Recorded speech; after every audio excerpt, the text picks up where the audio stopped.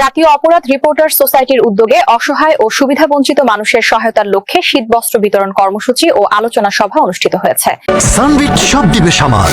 Sunbit magic press dishwashing এর মাথা ঘোরানো সলিউশন। জাতীয় ক্রাইম রিপোর্টার সোসাইটি তার একটি মহৎ আয়োজন করেছে। জাতীয় ক্রাইম রিপোর্টার সোসাইটির উদ্যোগে অসহায় ও দুস্থ মানুষের মাঝে শীতবস্ত্র কম্বল বিতরণ ও আলোচনা সভা অনুষ্ঠিত হয়েছে।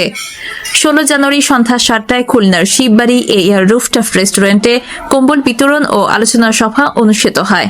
অনুষ্ঠানে জাতীয় ক্রাইম রিপোর্টার সোসাইটির সভাপতি তানভীর তপনের সভাপতিত্বে এবং বাংলাদেশ বেতার খুলনার উপস্থাপক ইফাত সানিয়া নান্সের সঞ্চালনায় প্রধান অতিথি হিসেবে ভার্চুয়ালি যুক্ত ছিলেন সহকারী অ্যাটর্নি জেনারেল ও চ্যানেল A7 এর প্রধান উপদেষ্টা অ্যাডভোকেট মোহাম্মদ মনিরুজ্জামান।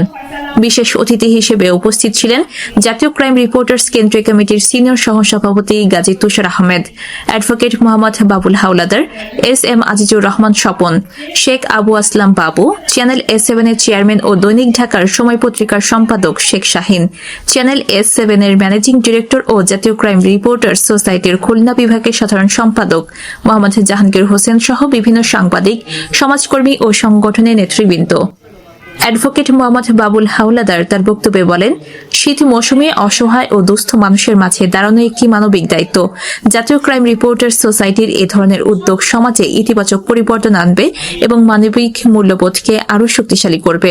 শেখ শাহিন তার বক্তব্যে বলেন, সাংবাদিকতা শুধু সংবাদ প্রকাশের মধ্যে সীমাবদ্ধ নয়, সমাজের অসহায় মানুষের পাশে দাঁড়ানোও আমাদের দায়িত্ব।